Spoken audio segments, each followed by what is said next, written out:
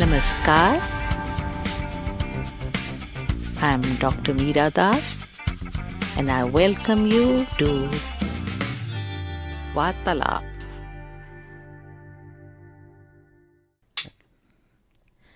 नमस्कार, आपका वार्तालाप में स्वागत है। यह प्लेटफॉर्म सेलेक्टेड सब्जेक्ट पर एक्सपर्ट के साथ मीनिंगफुल डेलिब्रेशन करने का एक एफर्ट है। ये सब्जेक्ट एक्सपर्ट्स का डीप अंडरस्टैंडिंग और इंसाइट्स उनके लॉन्ग एक्सपीरियंस से उन्होंने प्राप्त किया है और इस एक्सपीरियंस को फॉर्मल एजुकेशन में कन्वर्ट करने का कोई रास्ता नहीं है।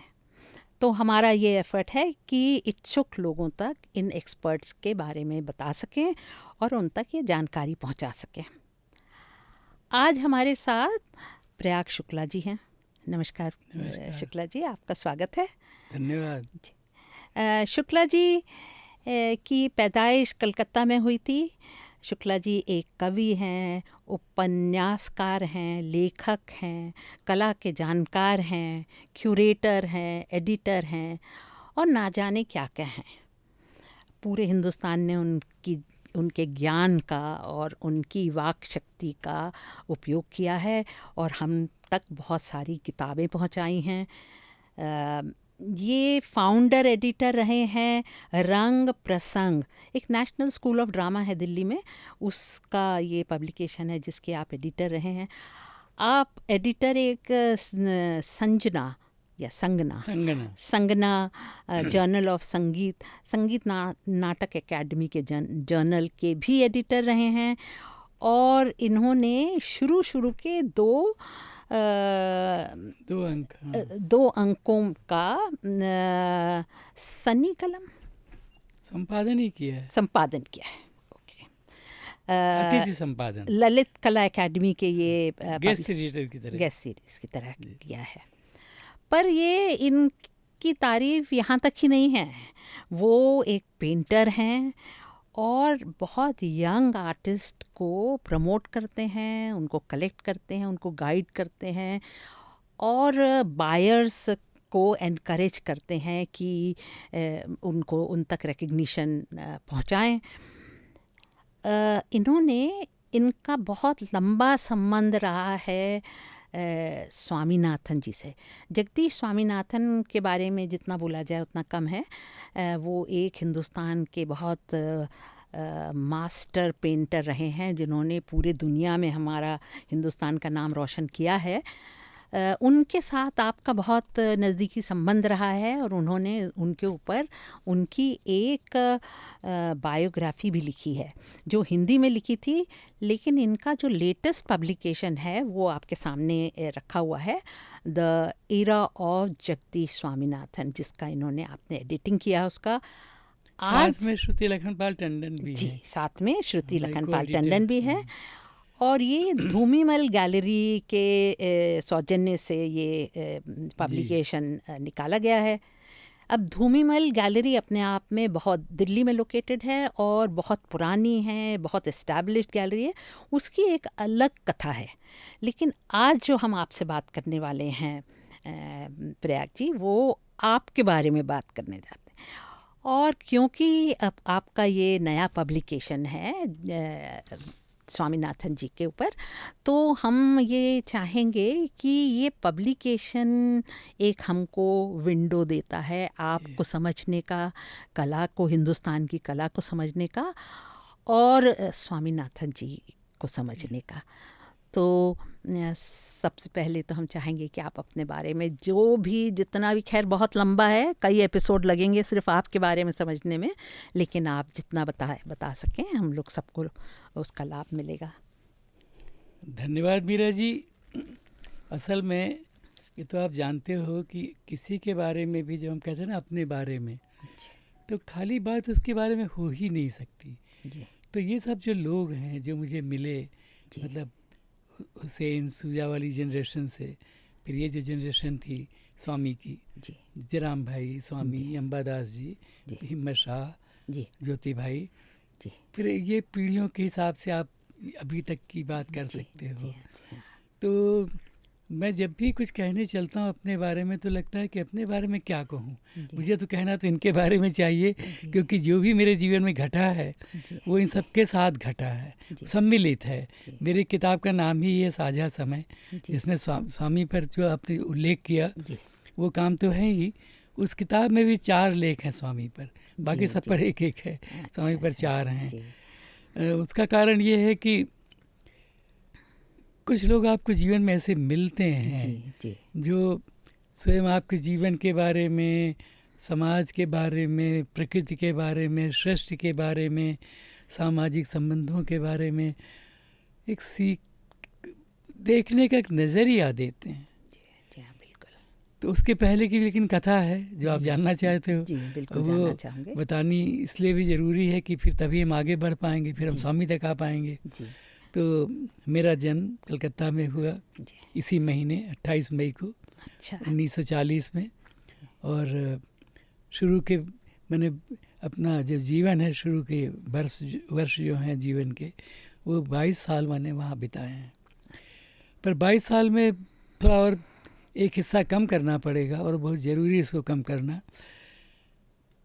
जब मैं 6 साल का था 1946, जब गांधी नोआ खाली गए थे, दंगे हुए थे, तो मेरे पिता को लगा, ठीक ही लगा था कि यहाँ तो पढ़ाई वगैरह सब थोड़ी रुक सी गई थी, और हम सब छोटे थे, कभी कि अपनी जिद से निकल भी जाते थे बाहर, हैं, कोई रोक नहीं पाता था बच्चों को। तो उनको थोड़ी चिंता हुई कि ये सब, तो उन्होंने मुझको और मुझसे जो मेरा छोटा भाई है उसको और मेरी 2 छोटी बहनों को गांव भेज दिया। जो मुझसे बड़े भाई बहन थे वो सब, नहीं बहन भी, बड़ी बहन कलकत्ता भी हमारे साथ आई। तो हम लोग रहे कोई 5 साल गांव में। ये गांव कौन सा गांव है? ये तिवारीपुर, हुसैनगंज, फतेहपुर, पूरा पता ही इसका ये है। और फतेहपुर ज़िला जो है वो छोटा सा है, कई बार लोग कंफ्यूज भी करते हैं कि ये फतेहपुर सीकरी, एक फतेहपुर राजस्थान में भी है, पर ये उत्तर प्रदेश का ज़िला है। और ये वहाँ ये 4 ज़िले जो हैं जिनसे गंगा जमुनी तहज़ीब की जो लोग बात करते हैं या जो अवध की बात करते हैं, तो यही इलाका है। लखनऊ है, कानपुर है, रायबरेली है और फतेहपुर है, उन्नाव भी है। तो वहाँ जो प्रकृति से रिश्ता बना, एक तो मेरे पिता तो कभी कभी आते थे, संयुक्त परिवार था। अब संयुक्त परिवार में जब मैं कलकत्ता पहुँचा तब तो 60 लोगों के साथ रहा।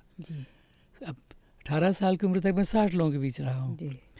और गांव में भी होता था कि उतने तो नहीं, पर 20-25 तो रहते थे, क्योंकि कोई आ रहा, कुछ अस्थाई वहाँ रह रहे हैं। जैसे हमारे बाबा अब तो काफ़ी वृद्ध हो चुके थे, तो वो गांव में ही रहते थे, और बाकी लोग आते आते रहते थे। तो आते जाने वालों में, आते जाते रहने वालों में भी करीब 30 लोग हुआ करते थे, बच्चे हुआ करते थे।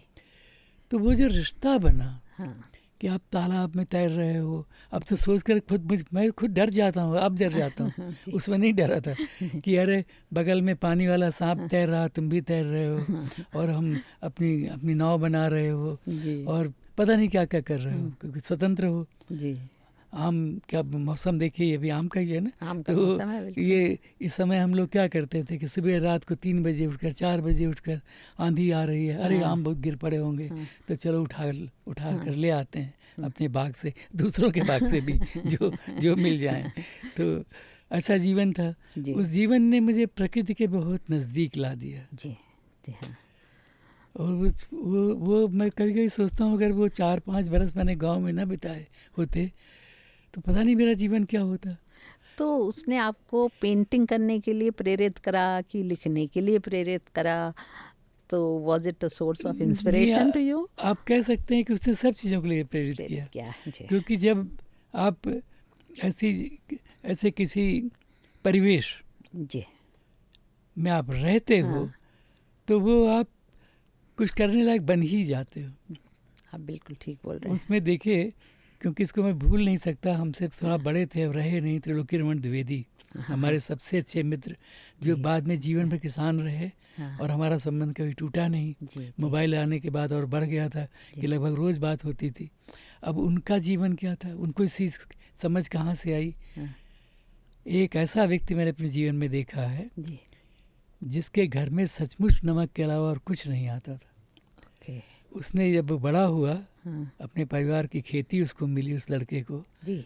हमारी दोस्त को, तो उसने एक एक चीज़ उगाई। हाँ हाँ हाँ। मसाले, फल अच्छा, फूल, पूरा। कि मुझे कुछ लेना ना पड़े।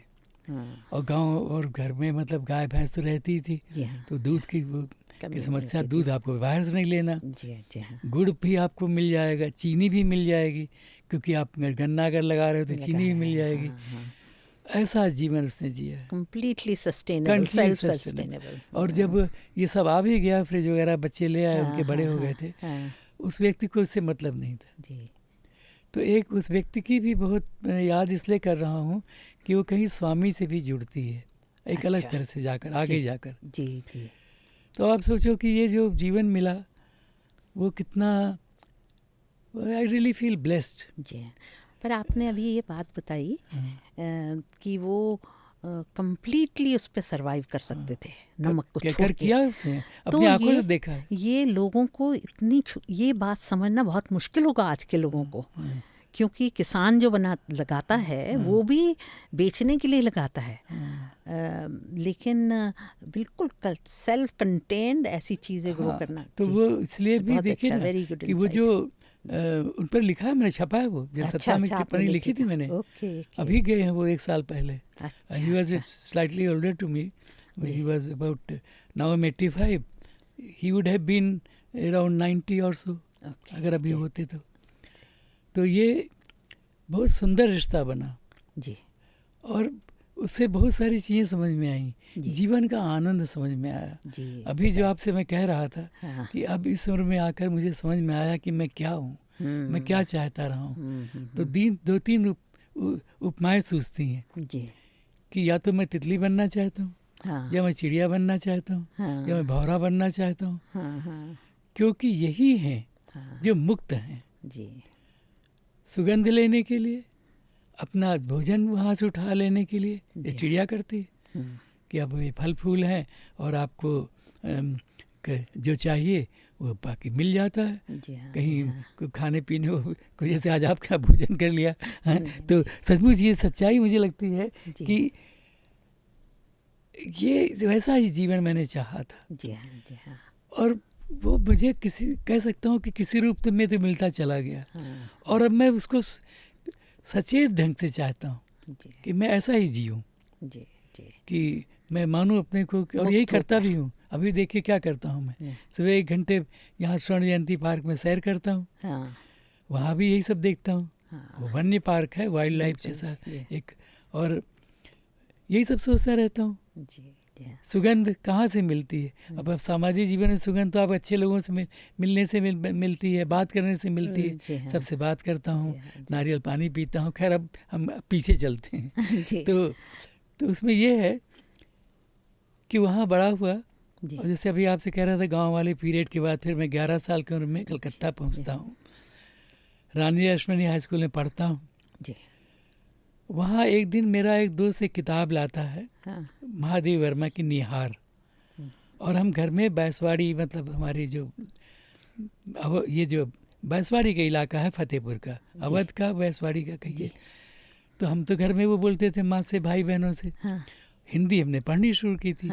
बंगला में पहले मेरे पिता ने मुझे बंगला उसमें मीडियम में डाला था, फिर उनको ठीक ही लगा कि नहीं, घर में हम हिंदी बोलते हैं, बैसवाड़ी बोलते हैं, ये बड़ा मिक्सचर सा हो जाएगा। तो उन्होंने हमको फिर हिंदी मीडियम में डाल दिया।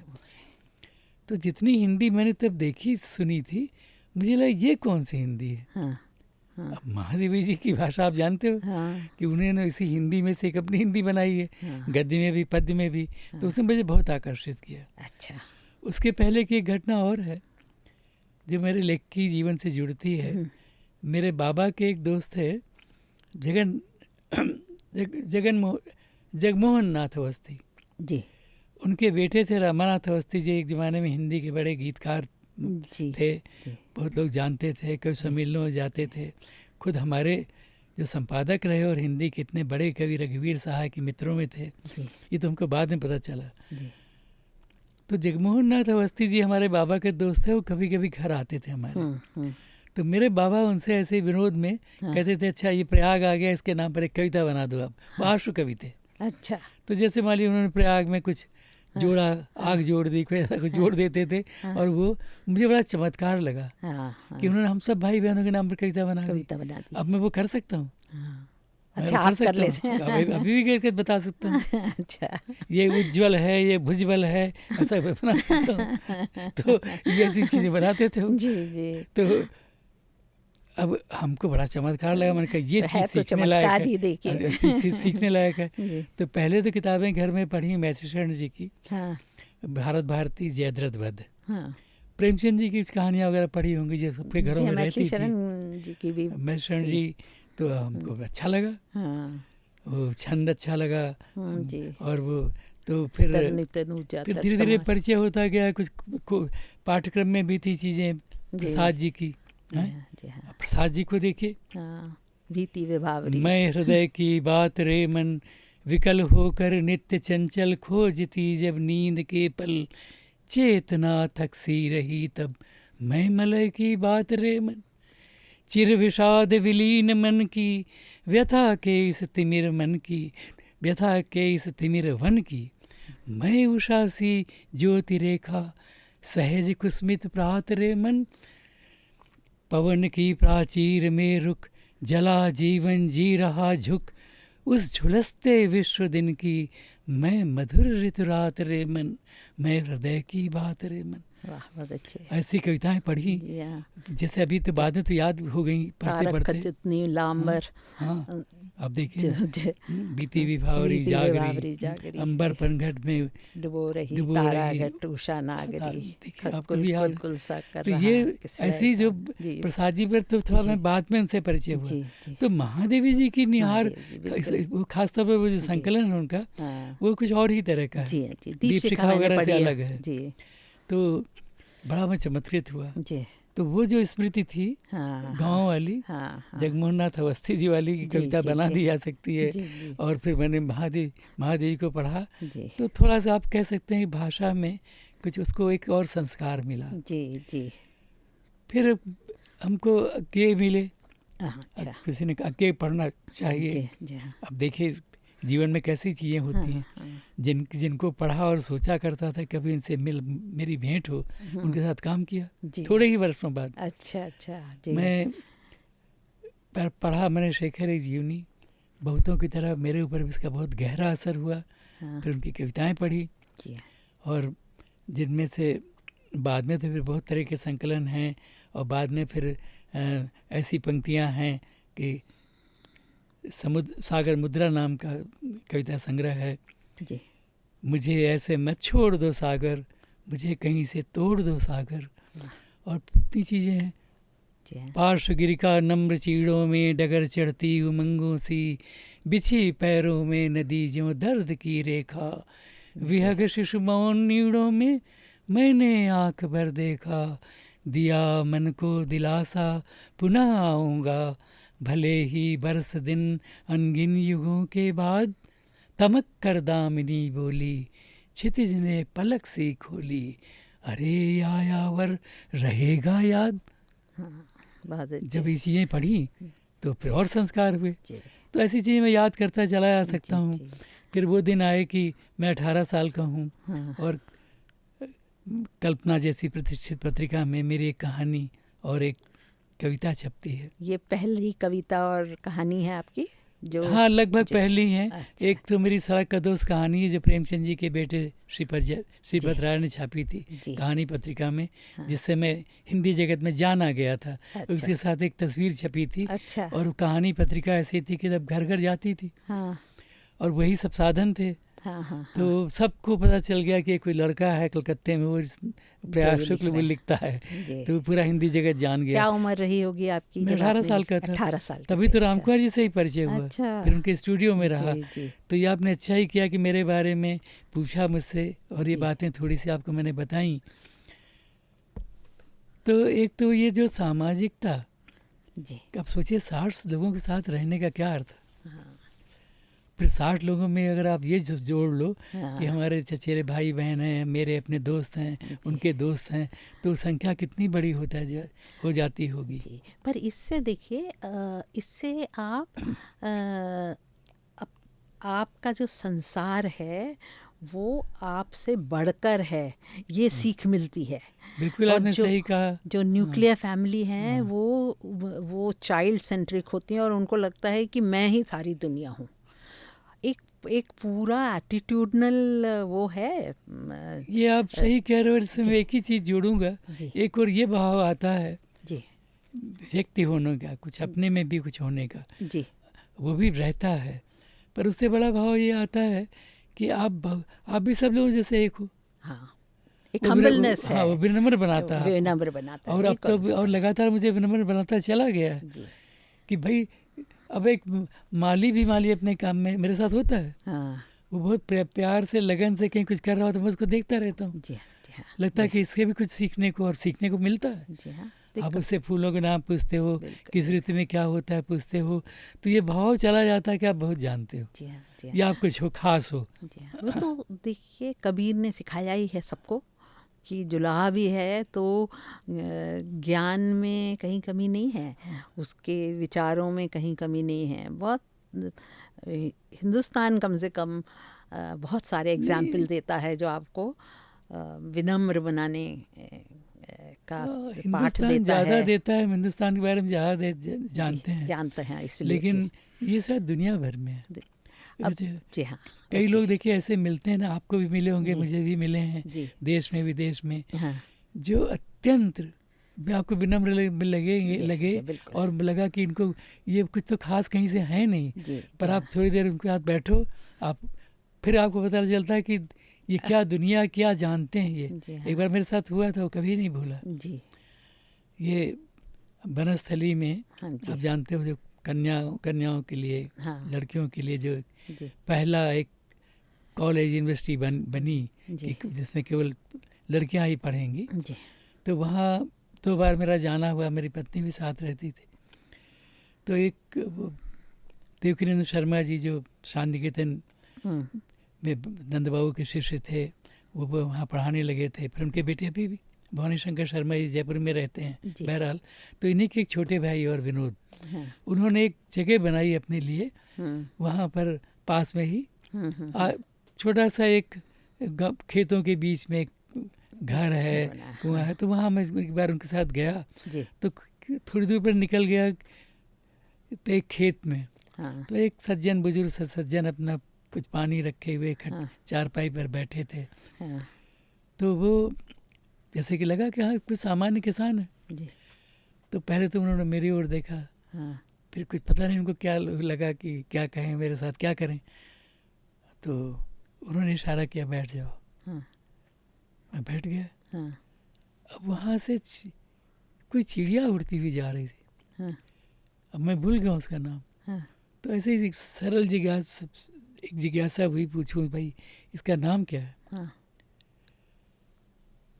उन्होंने नाम बताया, उसके गुण बताए, वो किस ऋतु में क्या करती है। उनको एक बात मुझसे बात करने का अवसर मिला कि यहाँ से मैं कुछ शुरू कर सकता हूँ, जैसा हम सबके साथ होता है।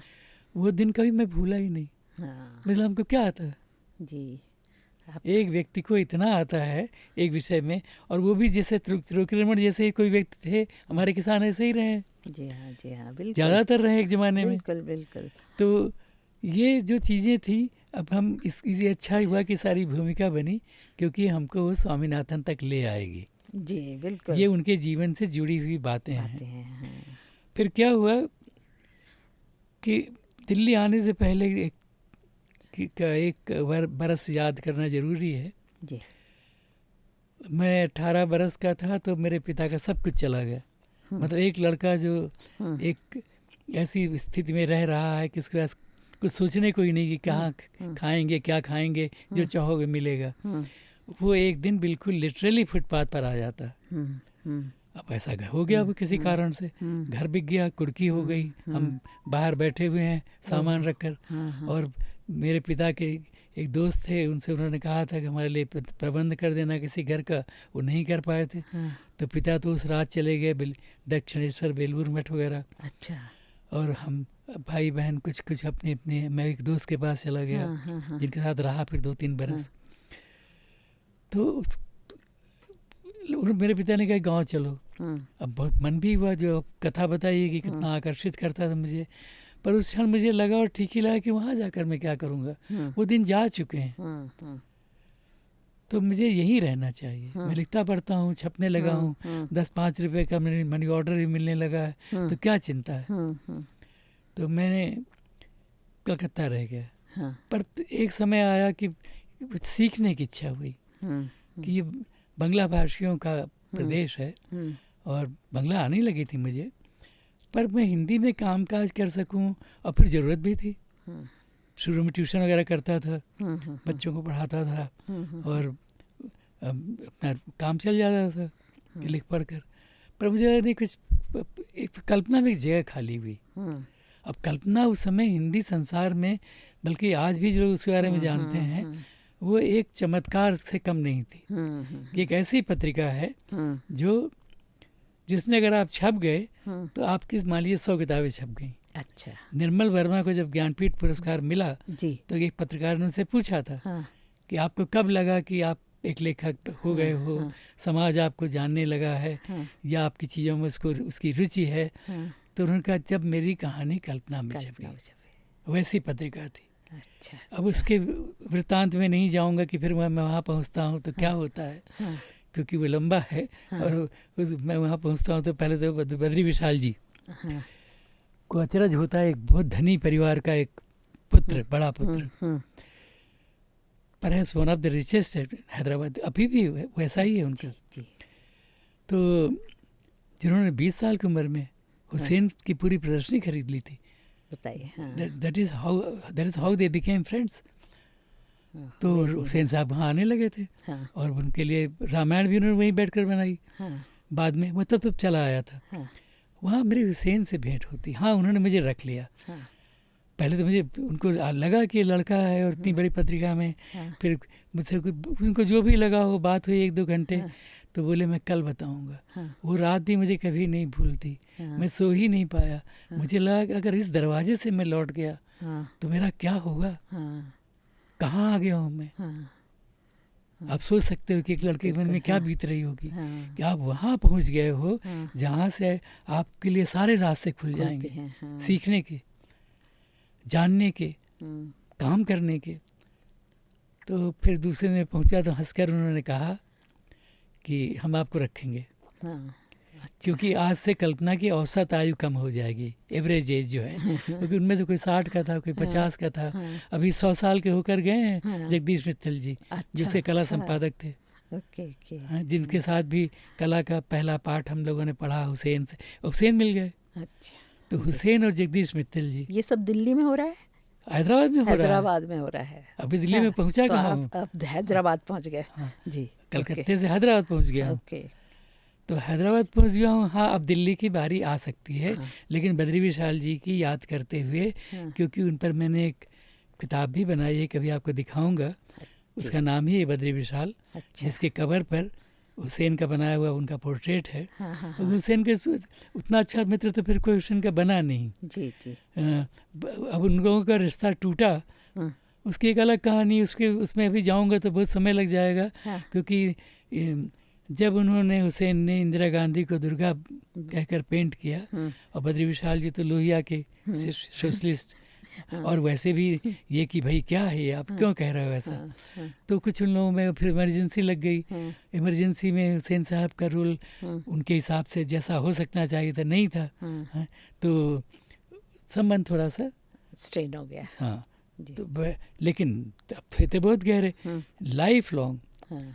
जब तक हुसैन साहब देश में रहे और जब तक उनसे मेरी भेंट होती रही, पहला सवाल मिलते ही मुझसे कह रहे थे, बद्री विशाल जी का क्या हाल है, इधर भेंट हुई आपकी? कुछ खबर है? तो उनका मिलना जुलना बंद हो गया था फिर? लगभग बंद हो गया। अच्छा। वहीं से शुरू करते थे वो, क्योंकि वहीं मुझे मिले थे। अब मैं दिल्ली आ गया हूँ। I am 24।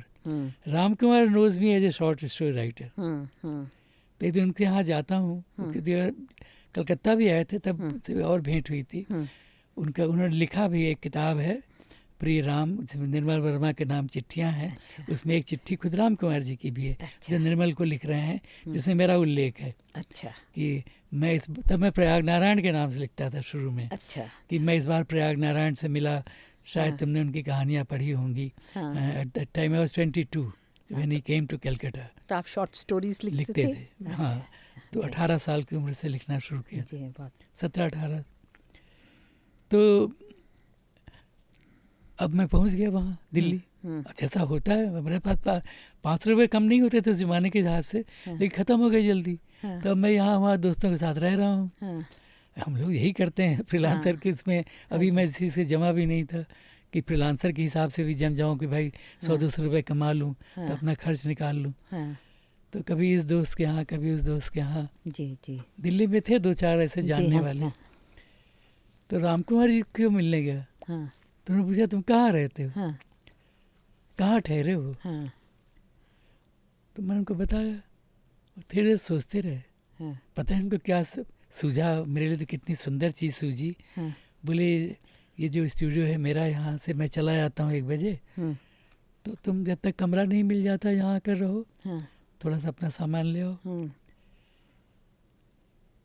अब वो मेरे जीवन का आप समझ सकते हो, जब मैं इसको बता रहा हूँ तो मुझे कैसा लग रहा होगा। जी।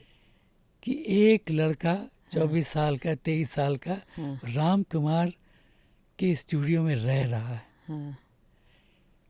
वहाँ उसकी भेंट होनी शुरू होती है तैयब मेहता से, गाय तोंडे से, नसरीन मोहम्मदी से, क्योंकि ये राम कुमार जी को मिलने आते थे। बिल्कुल। अगली अगली भेंट होती है मेरी स्वामी से, और इस प्रसंग से होती है। हाँ, अब एक जीवन के बारे में बताने का ठीक क्षण आ गया है कि तब मैं दिल्ली पहुंचा, राम कुमार जी के स्टूडियो में रह रहा हूँ। धीरे धीरे सबसे भेंट हो रही है, स्वामी से, अंबादास जी से, कॉफ़ी हाउस में हिम्मत शाह से, परमजीत सिंह से, अर्पिता जी से। तो हम सब युवा हैं। कोई मुझसे कुछ बड़ा है, कोई मुझसे कुछ छोटा है। तो वहाँ रहने के बाद जो स्वामी से मेरा मिलना होता है। एक दिन अज्ञे वात्स्यायन जी, हिंदी के इतने बड़े लेखक, जिनकी कविता आपको सुनाई है भी, पार्श्वगिरी का नम्र चीड़ों में, शेखर जीवनी के लेखक, बहुत कुछ। अभी उन पर एक बड़ी अंग्रेजी में किताब आई, उनकी आत्मकथा, उनकी जीवनी आई है ना, अक्षय मुकुल ने लिखी है। वो काफ़ी बड़ी किताब है वो। उनकी लाइफ पर तमाम तस्वीरें वगैरह भी हैं। बहरहाल तो दिनमान के संपादक बनते हैं। और मुझे थोड़ा सा जानते हैं, पत्र व्यवहार भी हुआ कल्पना के कारण। मैं मिलने जाता हूँ तो उनसे कुछ इच्छा प्रकट करता हूँ कि अब तब तक मैं नौकरी नहीं करना चाहता। मेरे मन में एक इच्छा ये थी कि मैं एक फ्रीलांसर की तरह जीवन जीव, लेखक की तरह। वो नहीं हो पाया शुरू में, वो एक अलग बात है। तो मैंने फिर वो उनसे कहा, मिला तो दिनमान निकलना शुरू हुआ।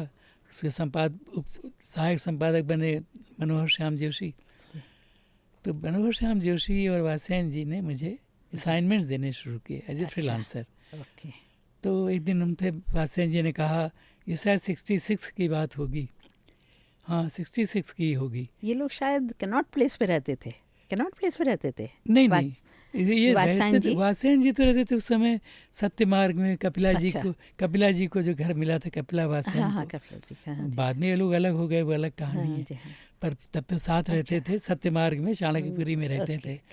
और जोशी जी कहाँ रहते समय याद नहीं है, शायद मतलब दिल्ली तो इतनी बड़ी थी नहीं, कहीं बाद में तो साकेत में रहे, उसकी याद है। उस समय की याद नहीं है कि वो कहाँ रहते थे।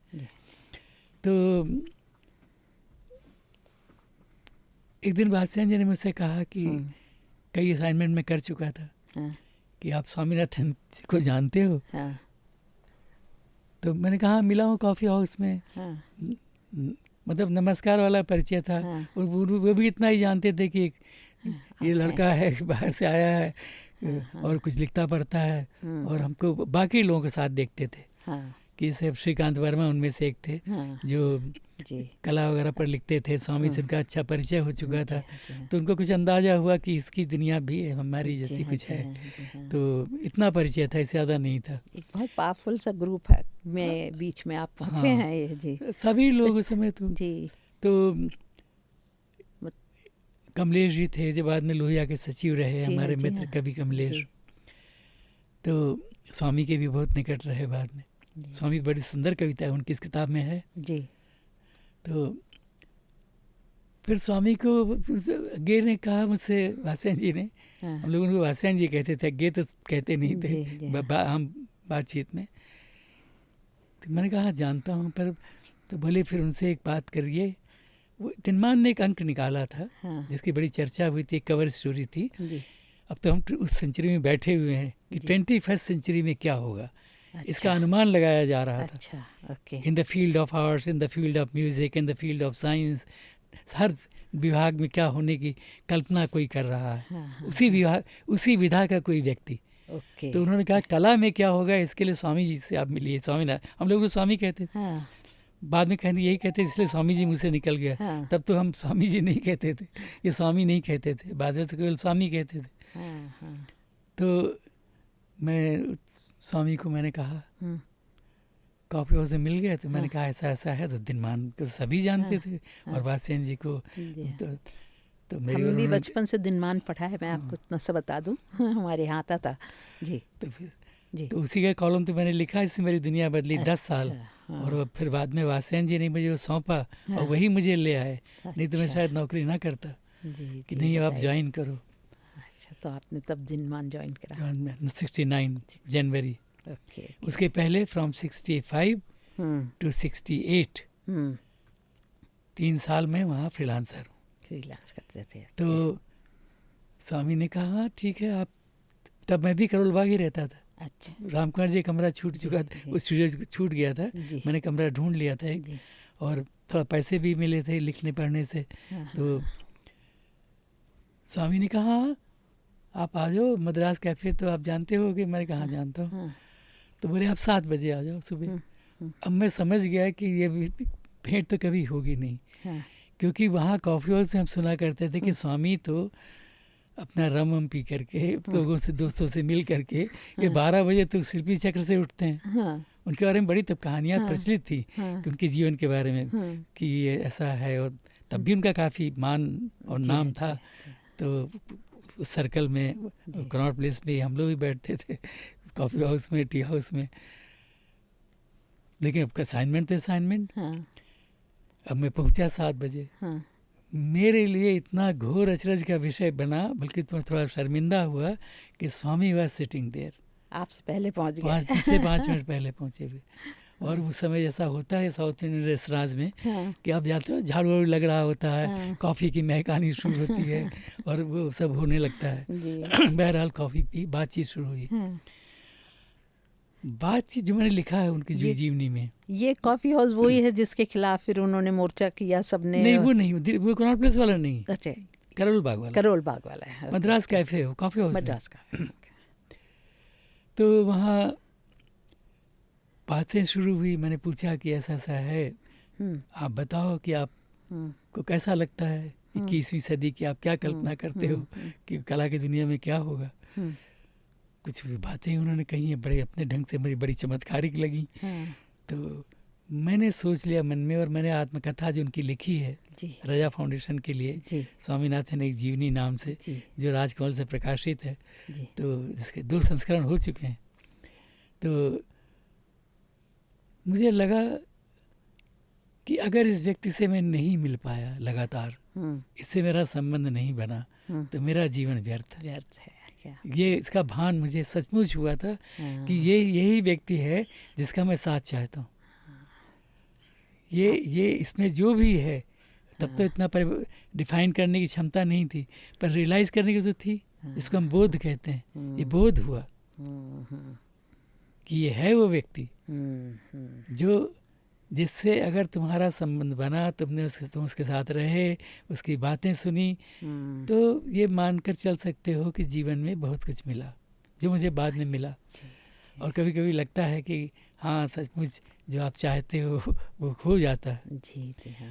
फिर तो स्वामी से ऐसा संबंध बना, अब हम उस विषय पर आ चुके हैं जो कि आपसे क्या बताऊं। हाँ मतलब कोई ऐसी जगह नहीं है जहाँ स्वामी के साथ मैं नहीं गया, उनके सभी ठिकानों पर।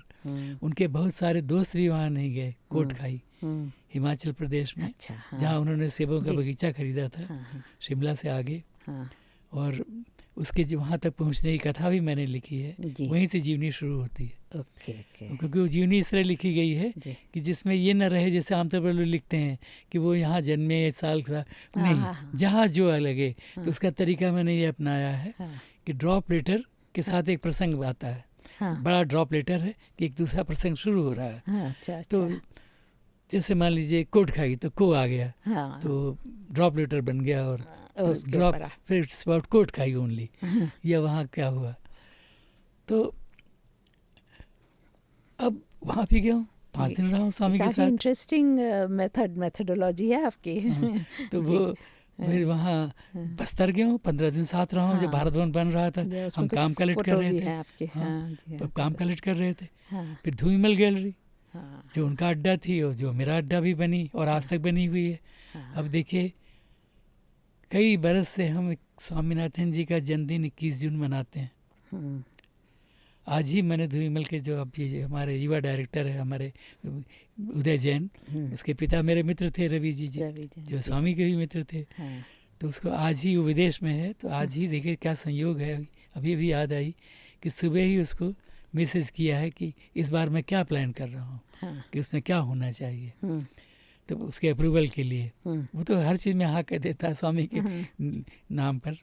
लेकिन फिर भी इस तरह की सलाह तो रहती है ना कि कितने मिनट, कितनी देर का कार्यक्रम, कहाँ, किस तरह। तो सीने की किताब उसके कारण संभव हुई। जी हाँ, बहुत ही कॉम्प्रिहेंसिव, और बहुत ही मैं उससे कहता रहता था इन डेप्थ किताब है। और मैं आपको बहुत कंग्रेचुलेट करना चाहती हूँ।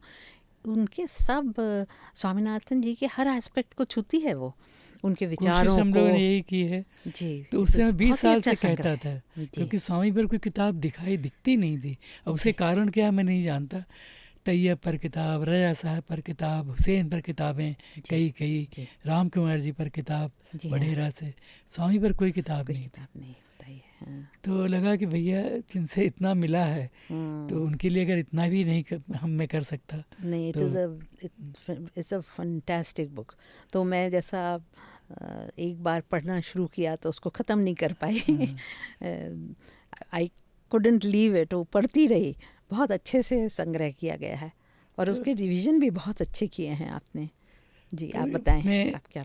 ये किताब बनी फिर श्रुति लखनपाल टंडन जी के कारण भी, जो जिनसे परिचय हुआ धूमिमल गैलरी की एक जजिंग कमेटी में, एक रवि जैन मेमोरियल अवार्ड की। अच्छा। तो मैं हिम्मत नहीं, उदय कहता हाँ करिए, अकेले करने की हिम्मत नहीं होती। जी हाँ जी हाँ। मुझे लगता था मुझे कोई ऐसा व्यक्ति मिले जी हाँ, जो सहयोगी बने और ये सब कर सके। जब श्रुति जी मिली और हमने अंबादास जी पर एक कार्यक्रम कर लिया उनके साथ, क्योंकि वो अंबादासी कलेक्टर रही हैं और बड़े प्रेम से उन्होंने उसको किया। पहले अंबादासी पर हम लोग वो किताब बनाई उन्होंने एक, वो भी उसमें भी आपका मेरा लेख है उसमें। लेकिन मेरा लेख उसमें नया लेख नहीं है। डेली आर्ट गैलरी ने किताब अंबादासी पर बनाई थी। रूबीना उसकी संपादक हैं रही थी। उन्होंने सुंदर किताब बनाई है। उसमें मेरा लेख जो खुद मेरे पास नहीं था, हिंदी में दिनमान में लिखा था, लेकिन अंबादास जी के पास था। तो अंबादास जी ने रूबीना से कहा कि प्रयाग का ये लेख जरूर रखो। तो वो हिंदी में था। तो उसका फिर अनुवाद, मेरी छोटी बेटी की शादी थी, पानी लेना तो वो मैं उस समय मैंने कहा इतनी जल्दी तो मैं नहीं कर पाऊंगा। तो गिरधर राठी हमारे ब्रदर इन लॉ भी, हमारे मित्र भी, उन्होंने बहुत सुंदर उसका अनुवाद किया। तो वहाँ से फिर उठा करके इस अंबादास पर जो किताब श्रुति ने बनाई है उसमें भी वो लेख आ गया। अच्छा अच्छा। तो अब अंबादास जी का प्रसंग आएगा तो वो तो आएगा ही, क्योंकि स्वामी और अंबादास जी बहुत गहरे मित्र थे, ज़बरदस्त बॉन्डिंग थी। बल्कि स्वामी का अगर सचमुच में उस तरह कोई मित्र था, उनकी मित्र मंडली तो बहुत बड़ी थी। और देखिए उनके बारे में ये कहना बहुत ज़रूरी है, मैंने लिखा भी है उस जीवनी में। जी। स्वामी को लेकर मेरे मन में सबसे बड़ा अचरज क्या है? वो अचरज ये है कि कैसे कोई कम से कम 100 लोग या 200 लोग ये कहने का दावा करें कि स्वामी तो सबसे अधिक मेरे निकट थे। हाँ। मैं ही उनको जानता हूँ, आप कहाँ से जानते हो उनको? ये बात सबने लगातार इसमें कही है। तो अब आप देखो, और वो बात दावा सही होगा। असल उसमें अचरज की बात ये है, अचरज करने जैसी बात, कि उस जित का दावा गलत नहीं होगा, क्योंकि उसका संबंध इतना निकट का था कि उससे आप भी चकित हो जा सकते हो। तो इतना प्रेम बांटना। जी। अच्छा, और समवन हु इज मतलब सेरेब्रल, इंटेलेक्चुअल, और दूसरी ओर इतना भावना से भरा हुआ इमोशनल कि वो देखा उनको रोते हुए गाय के गले से लग करके। अच्छा। शिमला में एक बार, पता नहीं उनको क्या हुआ। रात को हम लोग कहीं से चले आ रहे थे, रुके, गाय के पास बैठे, और एक घटना तो यहाँ की जो लोग बताते हैं कि एक घोड़ा था, तो वो भारत भवन के आगे कहीं उनको दिखाई पड़ा, तो वो कुछ शायद गिर पड़ा था ऐसा कुछ, तो वो उसके लोगों ने बताया कि देखिए ऐसा है। तो थोड़ी देर खड़े रहे, उससे कुछ बातें जैसी उन्होंने की, फिर बोले पर ये रहेगा तो नहीं कल तक। Next day was not there. वो कोई चमत्कार की बात इसलिए मैं नहीं मानता कि इन लोगों का अपना जो एक अनुभव, विश्वास था, जिसकी बात उन्होंने की है अपनी एक राइटअप में, कि बैतूल के जंगलों में वो उनको एक आदिवासी मिलता है जो उनकी आंखों के सामने ही सांप काटे हुए व्यक्ति का विष उतार देता। मंत्र से। हाँ, that believed he always had. वो इंसिडेंट इसमें आप नरेट किया है, नेचुरल थिंग्स, लेकिन इसको भूल न समझा जाए, क्योंकि उस भूल समझने के कारण हो सकते हैं, क्योंकि स्वामी एक बड़े इंटेलेक्चुअल थे। वो उनको साइंस के बारे में भी उतना पता था। आइंस्टाइन की तस्वीर घर में रखते थे। उनके घर में एक तस्वीर वही रहती थी, बाद में एक और जुड़ी थी ऑक्टेवियो पाज की, जो भारत में एम्बेसडर रहे, उनके मित्र बने, मेक्सिको के इतने बड़े कवि जिनको नोबेल पुरस्कार मिला, संयोग से जिनसे मैं भी बाद में एक अलग तरह से जुड़ा। मैंने पाज की कविताओं का अनुवाद किया है। अच्छा। तो साहित्य अकेडमी ने छापा है वो, भारत संबंधी कविताओं का, जिसमें स्वामी पर भी कविता है पाज की। इसमें शायद आपने छापी है वो कविता? इसमें नहीं, इसमें वो अक्टूबर पाज की कविता इसमें है, तो स्वामी पर पूरा चैप्टर है वो। हाँ, तो स्वामी पर है वो 1890 का, वो भी मैं उसका भी जो उन्होंने कैटलॉग का वो लिखा था, वो भी आपने छापा है। तो मैं सिर्फ एक चीज़ और जानना चाहती थी, आउट ऑफ क्यूरियोसिटी, कि did Octavio Paz did he come to Bhopal? Bharat Bhavan कभी आए थे या नहीं आए? ये मुझे याद नहीं, भारत भवन नहीं आए वो मेरे ख्याल में। अच्छा। कभी नहीं आए। फिर वो जब दोबारा आए थे इंदिरा गांधी मेमोरियल लेक्चर के लिए शायद, तब वो मिले थे स्वामी को, उसका प्रसंग है और बड़ा सुंदर प्रसंग है। अच्छा। अब मुझे नहीं मालूम हम लोग कितनी देर बात कर चुके हैं, नहीं, लेकिन उसका एक समय सीमा तो रहती है, फिर आप थोड़ा सा आवाज़ भी फर्क पड़ जाता है, इसलिए मैंने कहा। पर हाँ, एक को याद कर लेता हूँ, बड़ी सुंदर घटना है जी। वो घटना पूरी की पूरी जो की त्यों मैंने रखी याद स्वामी की जीवनी में जी। तो ये विश्वजीत राय चौधरी जो सरोद वादक हैं, अमजद के शिष्य, उनसे जुड़ी हुई है। वो स्वामी के घर के बगल में रहते थे और स्वामी के बेटों जी, मतलब कालिदास और हर्षवर्धन का उनके दोस्त थे उसमें। तब भी देखा है विश्वजीत को, when he was very very young. उनका आता ही रहते थे उनके जी। तो जब दोबारा ऑक्टेवियो पास आए थे तो स्वामी को घर उनसे मिलने गए, तो स्वामी ने कहा कि विश्वजीत वहाँ था उस समय, उसको बुला रखा था उन्होंने कि तुम इसको सरोद बजाना और जरा 10 मिनट उनके स्वागत में। जब उसने बजाया, जब वो समाप्त हुआ तो स्वामी ने कहा इसके लिए कुछ आप कर दीजिए। तो पाज थॉट कि ही इज आस्किंग, मतलब एक कि भाई कुछ के लिए कहीं मेक्सिको चला जाए या कुछ और हो जाए कि मेक्सिकन एम्बेसी में इसका कोई प्रोग्राम हो जाए, सम सच थिंग। तो पाज ने बोलना शुरू किया, yes I think I can talk to the ambassador and yes maybe something will be done, ऐसा कुछ उन्होंने कहा। तो इस आशय का कुछ कहा। तो स्वामी ने कहा नहीं नहीं ये नहीं, बस आप इसके सिर पर हाथ रख दो। क्या बात है, सोचो आप कि स्वामी क्या व्यक्ति थे कि ये सब नहीं। अब आप आए हो इतने बड़े, हम आपको मानते हैं, और अब तो हमारे दोस्त हो जी। पर ऑक्टेवियो पाज was a very great man, very. देखा उनको, मेरी बात तो कभी नहीं हुई। अच्छा, स्वामी के घर में भी देखा है। पर वो हम लोग सब चाहते भी थे, और ये भी था क्योंकि प्रसंग बने तो आप बात करो, नहीं तो आप देखो ऐसा हम लोग। और ऐसा हम, इससे ये याद आती है कि मुझे जो जीवन में जो मिला है वो इससे बहुत ज़्यादा मिला है। I am sitting with the greats. अब you are not talking to them, लेकिन आप जो सुन रहे हो वहाँ बैठे हुए वो 10 किताबों के बराबर है। बिल्कुल बिल्कुल। तो अब कुमार जी के साथ आप बैठे हुए हो, 10 लोग और भी हैं। कुमार जी के साथ भी तस्वीर है मेरी, कुमार गंधर के साथ, हाँ, गांधर महाविद्यालय की। अब तो तरह तरह की चर्चा हो रही है, तो फिर आपको भी कुछ मिलता है। ये लोग ब्लेस्ड लोग हैं। और मेरा ऐसा विश्वास है कि वो सेलेक्टेड फ्यू होते हैं जिनके थ्रू भगवान बोलते हैं या सरस्वती बोलती हैं। मैं मानता हूँ वो पिक करते हैं, चूज करती हैं, और आप तो सिर्फ माध्यम हैं, लेकिन आप सेलेक्टेड ये सही पर्सन हो जिनके थ्रू आप चुनता है। और वो एकदम सही कह रही हैं आप, मेरा विश्वास है। क्योंकि क्रिएटिविटी बहुत बड़ी चीज़ है, बहुत बड़ी। जो हमारी हिम्मत शाह तो हर दूसरे वाक्य में दोहराते थे। जी जी। हिम्मत का पेट वाक्य था कि क्रिएटिविटी बहुत बड़ी चीज़ है।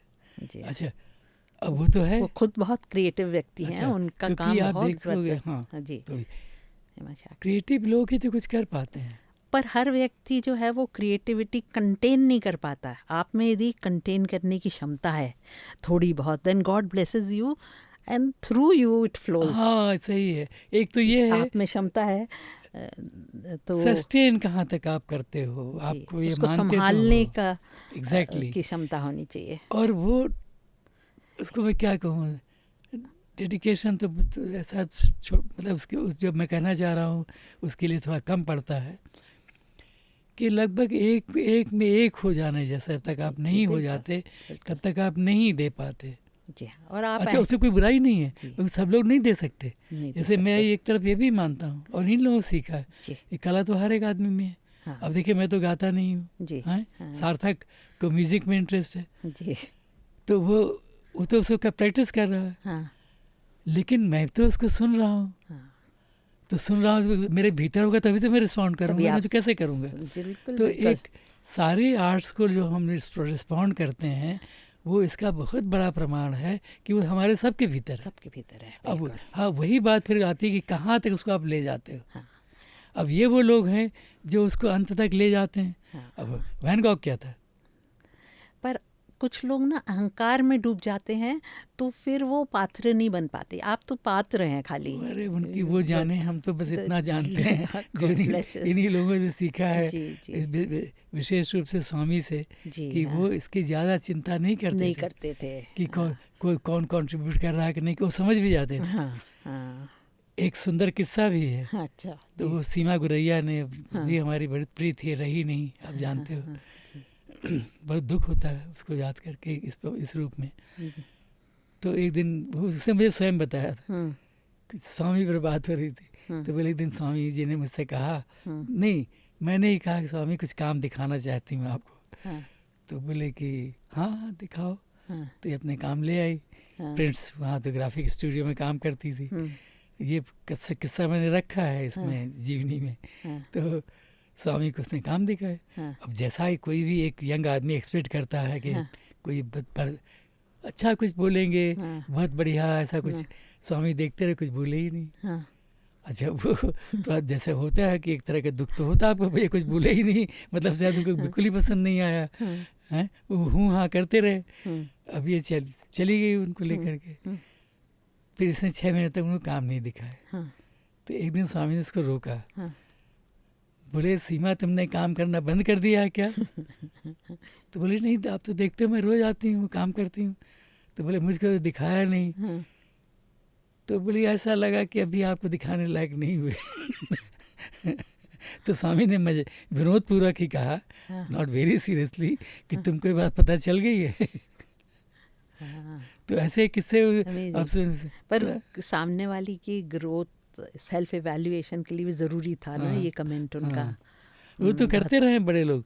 मनोहर श्याम जोशी हाँ, मेरी भतीजी को एक बार कह दिया, उसको मैंने भेजा। हाँ, हाँ, वो भी अब तो खैर वो अच्छी तरह इस्टेब्लिश है, इलेक्ट्रॉनिक मीडिया में भी काम किया उसने और कई जगह रही। जी, हम दोनों हंस पड़ते हैं उस बात की याद करके। हाँ, तो सुजाता उसका नाम है, हाँ, मुंबई में रहती, मैं मुंबई में वहीं ठहरता हूँ। जी, जी, अब तो अपना उसकी अपनी कंपनी है आदि आदि। बहरहाल तो स्वामी को जोशी जी के बाद मिलने भेजा हाँ, कि भाई उनसे मिलो, कुछ हाँ, वो भी तुमको काम देंगे। तो हाँ, शुरुआत ही करी थी जर्नलिस्ट।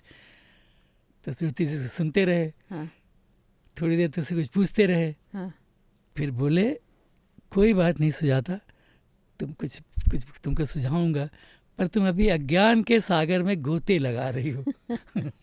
अच्छा, अब ये ढंग इन लोगों का कितना सुंदर था, आपको हर्ट भी नहीं, आपको खुद उसको हंसी आ गई। मतलब कहने के ढंग में, क्योंकि उसको पता चल गया। अच्छा, अब दूसरा तरीका कई लोग करते हैं ना, मुँह देखी बातें, हाँ, नहीं ये अच्छा है, ऐसा। तो तुम अज्ञान के सागर में गोते लगा रही हो।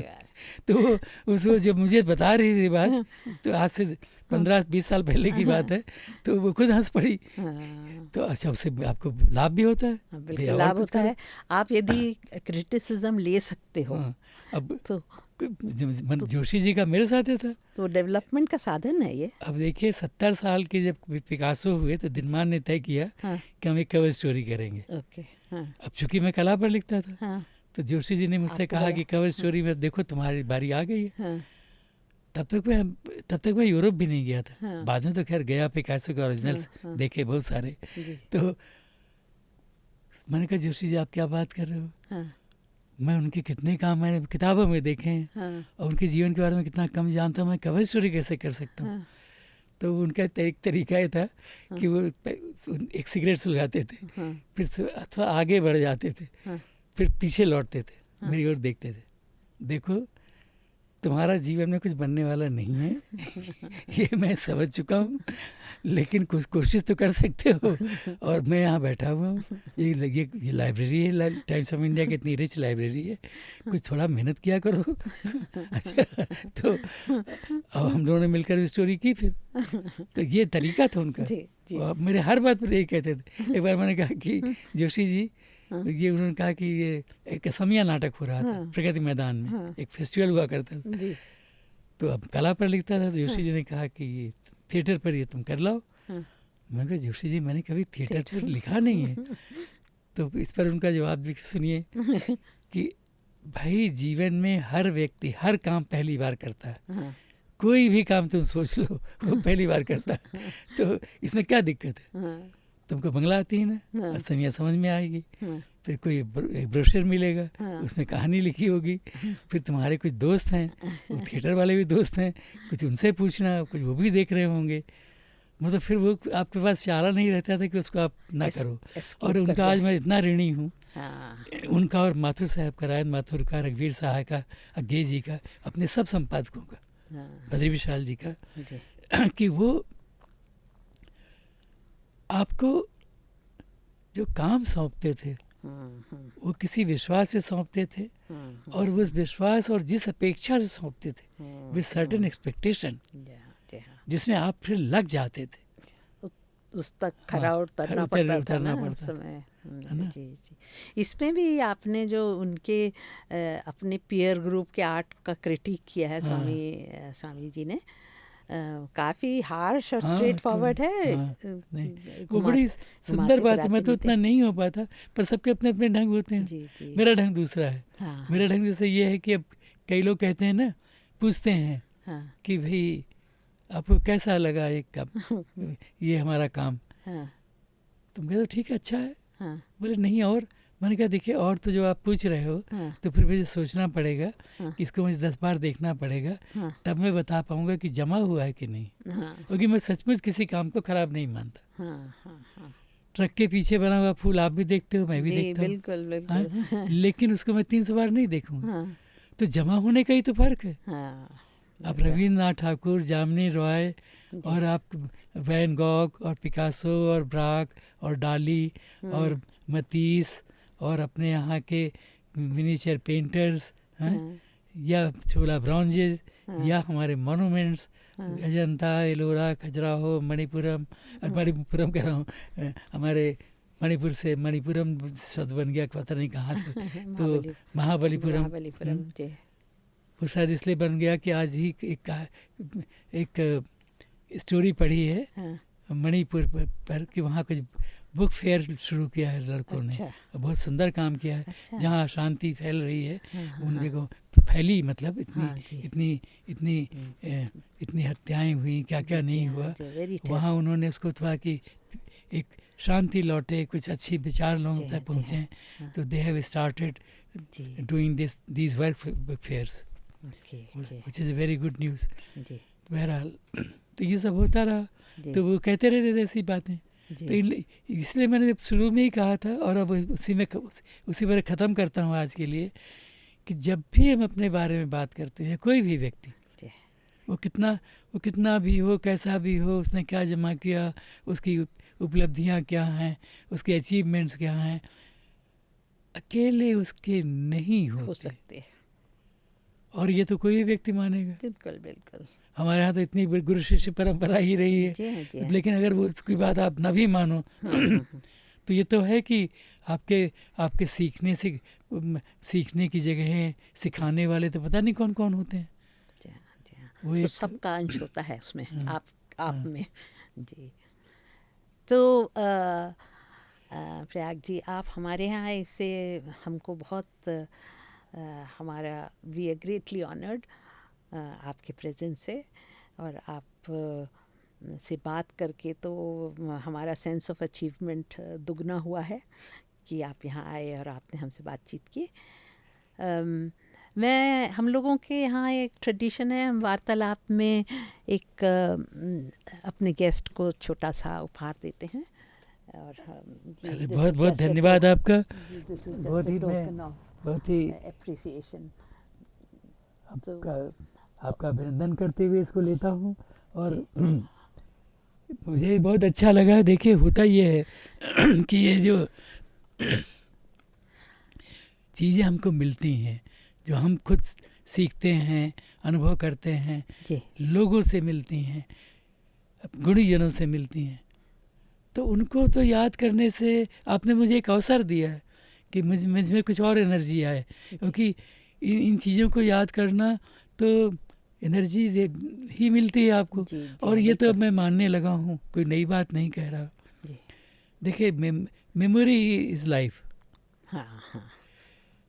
जैसे ये कितने लोगों के साथ देखा जिनकी मेमोरी चली जाती है, वो फिर पड़े रहते हैं। जी हाँ। तो इसका क्या अर्थ है? इसका ये अर्थ है कि मेमोरी ही सब कुछ है, स्मृति ही सब कुछ है। ये जो बातें आज मैंने की, यही सब कुछ है, इसके बिना जीवन नहीं है। इसके बिना जीवन क्या है? तो आप सोच कर देखिए, कोई भी चीज़ जिसकी मेमोरी चली जाए तो आप पड़े हो बस। और इसलिए आपका हर क्षण जो आप बिता रहे हो वो मेमोरेबल बनाना चाहिए, सही लोगों के साथ मिलना चाहिए, ठीक बातें होनी चाहिए। एक छोटी सी एक वाकया सुनाऊंगी और उसके बाद वी विल स्टॉप इट। हम सार्थक लौट रहे थे, सार्थक का एक फार्म है यहाँ पे, तो वहाँ से हम लोग लौट रहे थे। जब लौट रहे थे तो एक जगह है जहाँ बहुत सारे बंदर रोड क्रॉस करते रहते हैं, तो बहुत केयरफुली हम स्लो डाउन करा। एक छोटा सा बेबी मंकी वो बीच में रह गया, तो उसकी माँ भागती हुई आई और इतना टाइम नहीं था, हम लोग गाड़ी पास आ गई थी तो ऑलमोस्ट रुक गए थे हम लोग कि जब हट जाएंगे तब जाएंगे, पर वो आके उसने वो अपने बच्चे को प्रोटेक्ट करा और पीछे अपने पीठ के पीछे लिया हम लोगों की गाड़ी की तरफ देखते हुए। तो we thought this was such a sight to C.